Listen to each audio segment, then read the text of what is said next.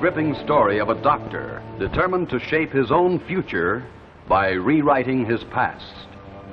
Tonight, Tales of Tomorrow presents Past Tense, starring Boris Karloff, with Robert Simon and Catherine Mesco. Hello and welcome to Tales of Tomorrow. And I know you'll welcome news of today's most revolutionary development in watch bands for men. Here it is. America's most beautiful watch band, the double feature by Chrysler. Now, let me tell you why double feature is so different. For the first time in any watch band anywhere, Chrysler has combined the magnificent looks of a solid gold bracelet with the solid comfort and convenience of an expansion watch band. And that's why it's called the double feature. The solid bracelet top of the model you see here has genuine leather inlays, and as you can see, the back has the famous Chrysler expansion links. Speaking of the expansion links, notice they're placed only where they can't pinch skin or catch hairs.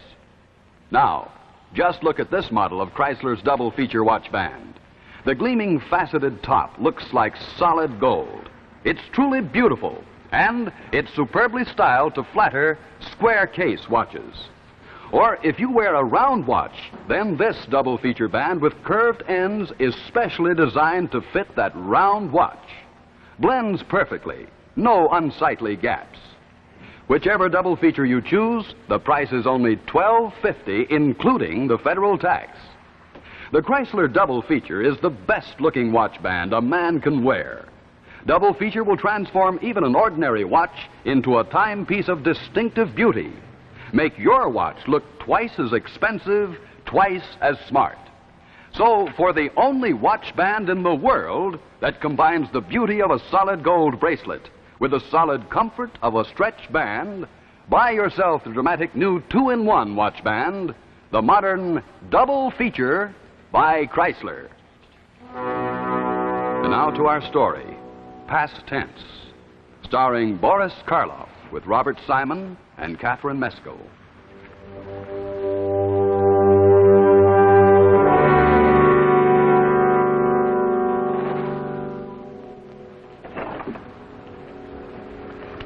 Don't they ever wash the windows in this dismal place? Are you kidding, Doctor? Whoever washes windows in a place like this? It might let the sunlight in. Yes, I know what you mean. How is he? Not too good. Not at all good. I hope this hypo will quiet him.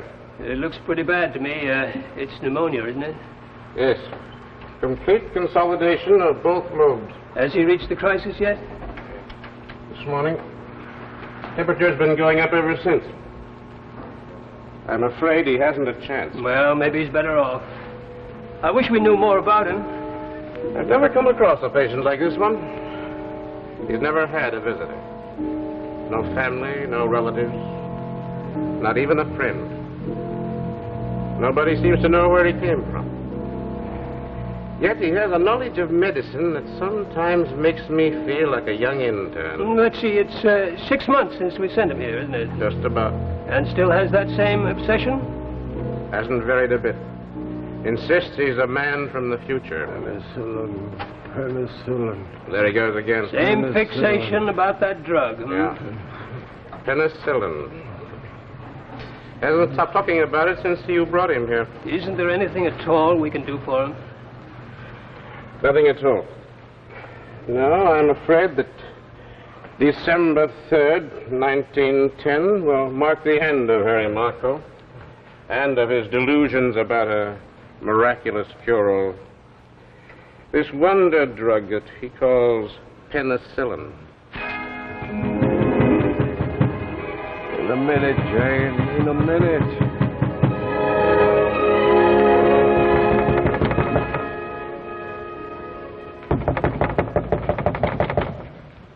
In a minute, nothing. Open this door. Harry Marco, open this door immediately. Do you hear me? What are you doing down there?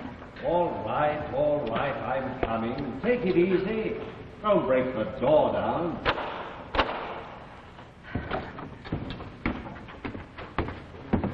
What's the matter now? What's the matter? A patient is waiting for you, and I've been buzzing for 15 minutes. Oh, let him wait. I'm busy. Now, look here, Harry Marco. Instead of fooling around down here, you should be in your office taking care of your patients. I've got more important things on my mind. Well, I haven't, and I'm tired of you neglecting everything for this. Patients are scarce these days, Harry, and you're driving away the few that are left with your indifference. Doesn't matter, Jane. Believe me, this is more important. Is it? Well, I'm tired of making excuses and hiding from bill collectors while you waste your time on this fantastic, stupid comic book idea of yours. A time machine. Comic book idea, eh? What would you say, Jane, if I told you that I'd finally solved the riddle of time? That with this machine I can go back in time, go back as far as I like, to any point in history. What would you say then? I'd say you're crazy. Well, we'll see if I'm crazy or not. I tell you, Jane, I'm tired of being poor. Tired of treating colds and bellyaches, turning out at all hours of the night whenever somebody's baby has the colic. What about the patient upstairs? He won't wait much longer. Let him go. I'm busy. Busy? What? What are you trying to do?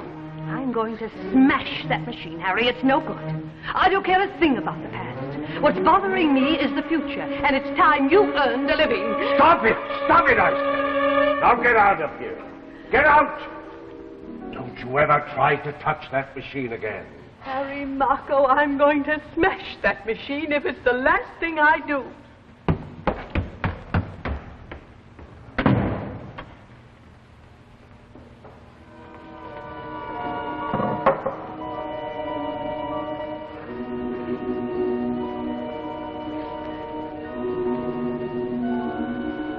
She thinks I'm losing my mind, eh? Well, I'll show her more money than she's ever dreamed of. I'll show her that the past can really be profitable.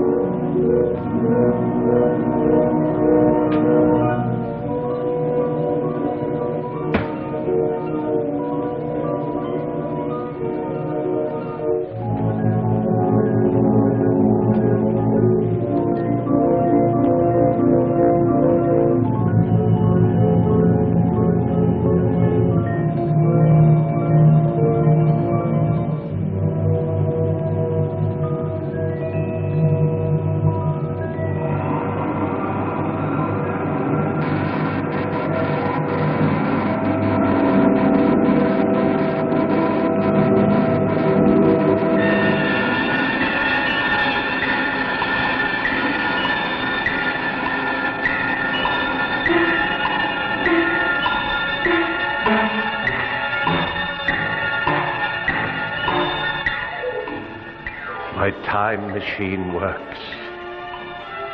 I knew it. I knew it. I'm going back through the past. Back through the years that I have lived before. There they are. I'm seeing again events that have become history. Oh, I wish I could stop and relive some of those great moments. But I can't. I must go back further. If my plan works, I'll be rich. If it works. If it doesn't, who knows? But I think you should listen to this man, Dr. Giles. Nonsense. I can't listen to every crackpot who comes here with a magic potion. But this man seems to know what he's talking about. He's not a harebrained chemist. He's a doctor. I never heard of him. Neither have I, but I'm convinced that he has something. All right. Bring him in. I'll let him have 5 minutes. 5 minutes will be enough. Dr. Marco. Dr. Harry Marco, this is our director, Dr. How do you Giles. do? You seem to be rather dressed in a rather unusual fashion. Where do you come from? Does that really matter? Well, no, I guess not. Well, what's this cure-all you bewitched Dr. Lasky with? I didn't exactly say it was a cure-all. It's by no means a cure-all. But it will cure a great many diseases that you now think fatal. Oh, well, where is it? Let's have a look at this miracle drug. There it is, Doctor. It's an odd-looking container.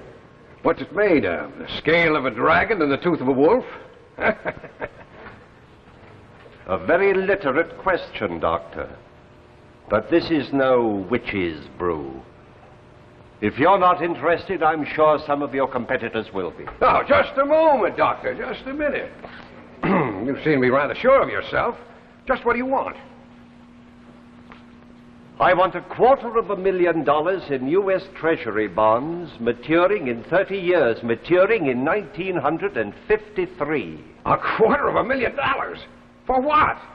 For an untried medicine that you claim is a panacea? Dr. Lasky here tells me that you have an arrangement with the Mercy Hospital to test new medicines on ward patients. Well, that's right, but only after the drugs have passed the lab stage. I understand your position. I appreciate it. Unfortunately, I haven't time for long, drawn-out, tedious lab tests. But give me one of your sickest patients. Someone who is far gone with pneumonia, meningitis, gas gangrene, and let me show you what this drug can do. Oh, you should know better than that, Doctor.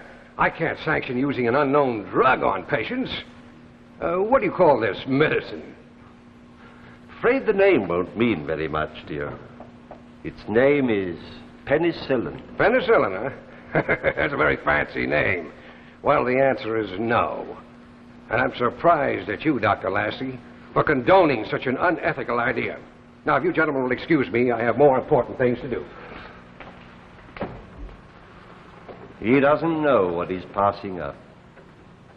Well, thanks, Lasky. You tried anyhow. Wait. I may be sticking my neck out, but I believe you. There's a patient in the ward, a young girl, type 4 pneumonia. She can't last more than a few hours. Come on, what are we waiting for? Wait a minute. This could mean my finish. There's nothing to worry about, Doctor. I assure you there's absolutely no risk. I hope you're right, Marco. I hope you're right.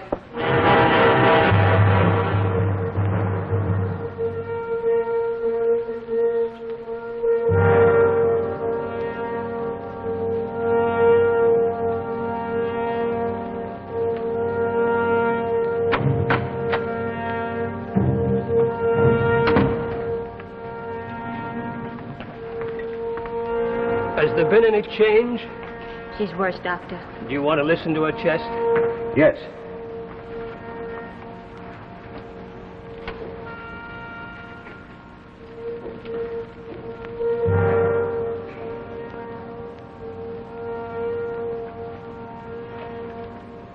Give me a sterile syringe.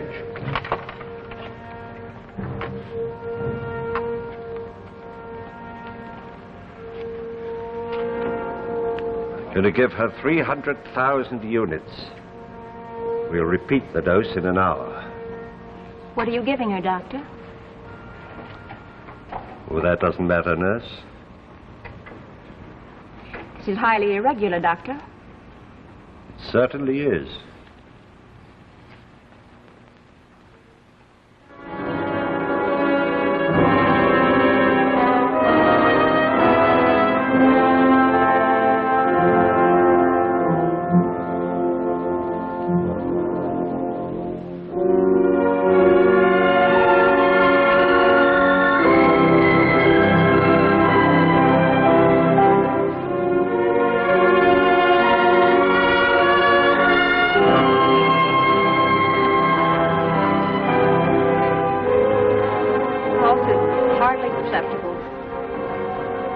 I'm going to give her another 300,000 units.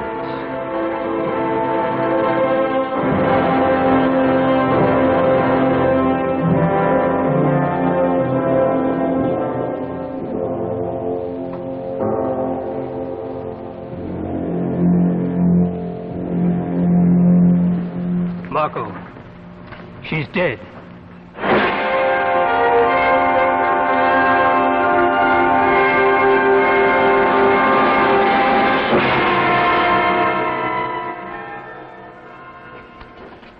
Hello? Say, is there a magician in the house? That's right, I am. Now, let me show you a little trick. You see my little magic bag here? Now, watch very closely, ladies. As you see, there's absolutely nothing in the little magic bag. Now, watch this trick. I'm going to take this very ordinary-looking watch, drop it into the little magic bag, and then, with the magic words, presto, acapit, boo-boo, and what else, we're going to show you the trick. Now, let's take another look. I'm going to transform this very ordinary watch into an expensive-looking, costly timepiece. Let's take another look. How about that? The watch has been transformed into a sparkling, costly-looking bracelet watch. Of course, you know this is just a trick. The real magic is in this beautiful Golden Fantasy watch band by Chrysler. The Golden Fantasy can magically transform your watch into a high-fashion, expensive-looking bracelet watch, and it costs only $9.95. The new Golden Fantasy watch band is a fabulous piece of jewelry. It will fit even the smallest watch, transform it into a fashionable bracelet timepiece of thrilling new beauty. Ask for it by name. It's Golden Fantasy by Chrysler.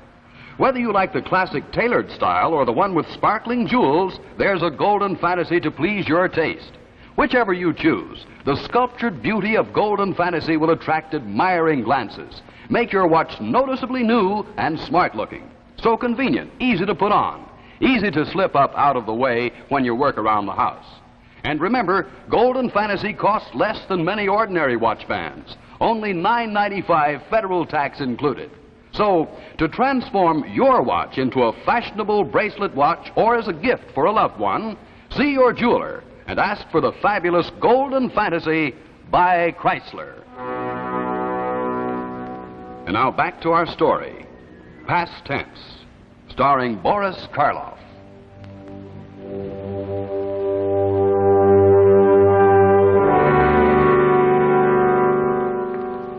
And you say Dr. Lasky permitted this stranger to inject this fluid into your patient? Yes, sir. Over my express objections. Thank you, nurse. That's all. Dr. Giles... Lasky, you're through. And I'm bringing you up on charges of unethical practice at the next meeting of the medical board. But, sir... I hold you responsible for the death of that girl. She was dying. Nothing would have helped her. She'd have died anyway. That doesn't excuse you. You deliberately disobeyed my orders in allowing this quack to use an unknown, untried medicine on a patient. Oh, just a minute, sir. That unfortunate girl's death proves nothing. We were too late, that was all. She was beyond all help, even at a penicillin. It's unfair and grossly unscientific to jump to conclusions with only one case. What would you like to do? Kill a few more patients before you're satisfied? Oh, of course not. But in that same ward, there's a patient with gas gangrene. Now, let me use my drug on him, and I give you my word, in 2 or 3 days, he'll be on the road to recovery. No, I can't permit it. I told you before, I will not sanction the use of drugs until we've made the proper lab tests on them. I understand, Doctor. But in the meantime, I've placed Dr. Lasky in rather an unfortunate position, and I'd like to vindicate him at least. So take this drug. Use it any way you like. Make all your lab tests. And when it proves its value, as I know it will, then we can talk business. Business? I don't do business with quacks, and I have no time for your miraculous cure-alls. Now, I'll thank you to leave the office. Dr. Giles, you will regret this decision in the not-too-distant future. Good day, Doctor.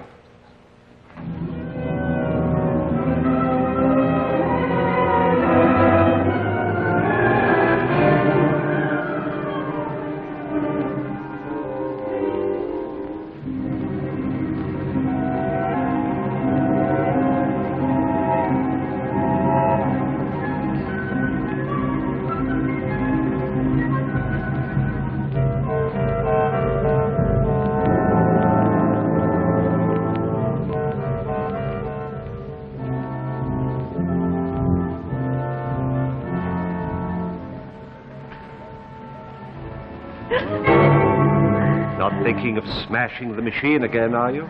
You startled me. Sorry, Jane. Jane, I'm going away again. Maybe for a week, 10 days, perhaps longer. But don't disturb anything in this room and keep the door locked. Where are you going, Harry? Does that make any difference? Well, I would like to know what you're up to. Where did you go when you disappeared last week? I went back into the year 1923. Oh, now, Harry, don't joke with me. I'm serious. You haven't been the same since that day. What did you do? I tried to sell some moldy bread, but they wouldn't buy. Oh, now, Harry. The trouble with you, Jane, is you don't recognize the truth when you hear it. Well, I'll tell you again. This machine, I think you called it a comic book contraption. Well, it works. It took me back into the past. You actually went back into the past? I'm going again. Come with me. We'll revisit the scenes of your childhood. No, Harry, no. Well, I'm going anyhow. Perhaps I can bring you a memento. What would you like? Lillian Russell's fan, an autographed picture of President Taft? Any proof at all, just name it. Harry, you mustn't do this. I'm afraid. Afraid? There's nothing to be afraid of. It's as safe as a baby. Oh, Harry, I'm not thinking of the machine. It's just that, well, if what you say is true, you're tampering with something beyond your control, and you shouldn't do it, Harry. It's wrong. Wrong? What's wrong about it? Some people look to the future for their success. I get mine out of the past. Oh, but Harry, you'll get into trouble. Serious trouble. And what can you possibly gain by going back into the past?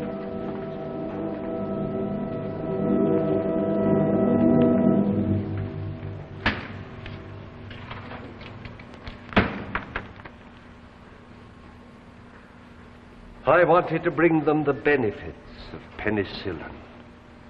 30 years before its time. But they wouldn't listen to me. They laughed at me and threw me out. But this time, I'm going back even further into the past. Back to 1910. What's more, I'll go to the same company. This time they'll pay. And pay plenty. Harry Mocko, you're not going. Oh, I should have smashed this machine weeks ago. Harry, I beg you, destroy it. Promise me you won't go. I have a feeling that something terrible's going to happen. Maybe you're right, Jane, dear. But I must make just this one last journey, and I'll come back with more than enough to take care of us for the rest of our lives. Then I'll smash the machine. Harry, I give you my word. Now go.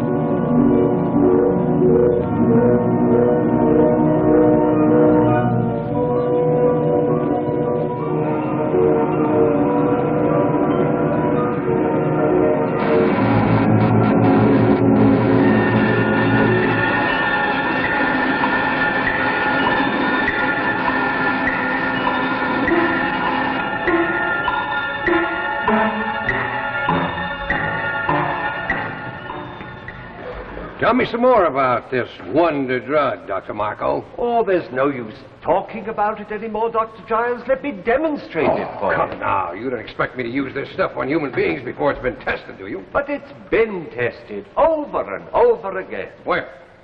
In my laboratory. And where's that? I resent all these questions, Dr. Giles. If you have any doubts as to my integrity... But just a minute now. Just hold on a moment. I don't doubt your integrity.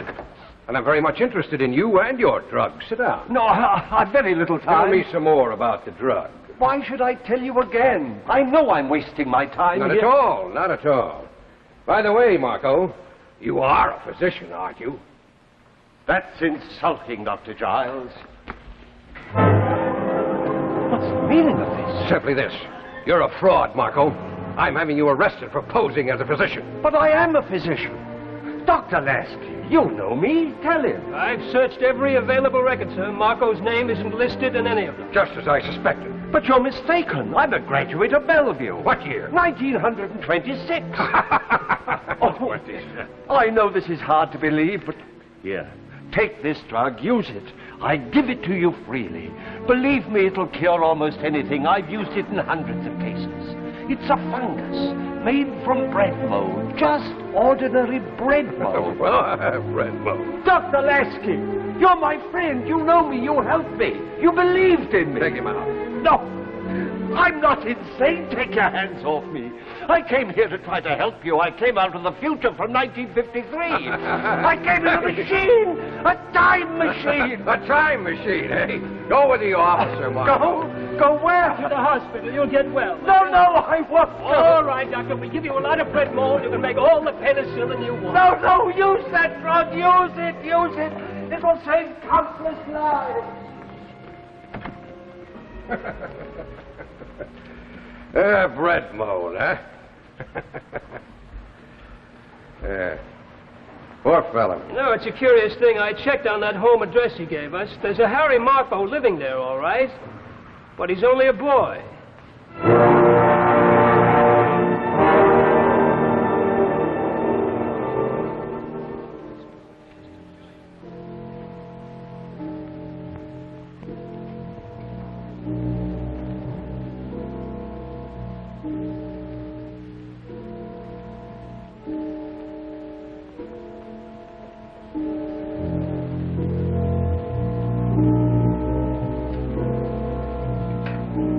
That's the end of Harry Marco.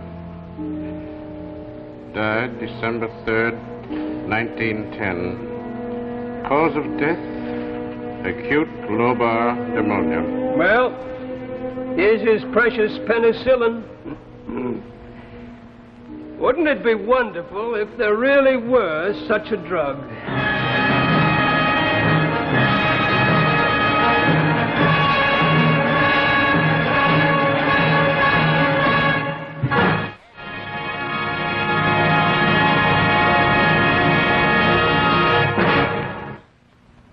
Fine watch band by Chrysler. This one with curved links and curved ends is the Crescent, perfect for round watches.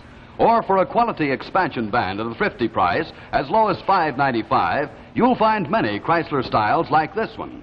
And for the man going into military service, this expansion bracelet with sterling silver nameplate is a wonderful gift. Chrysler watch bands give you the finest value, the widest selection. So remember, at jewelers everywhere, when you look for quality, look for Chrysler. Next week, see the dramatic return of a man reported missing for 2 years, forced at his homecoming to vanish again. Next week, Tales of Tomorrow presents Homecoming, starring Edith Fellows.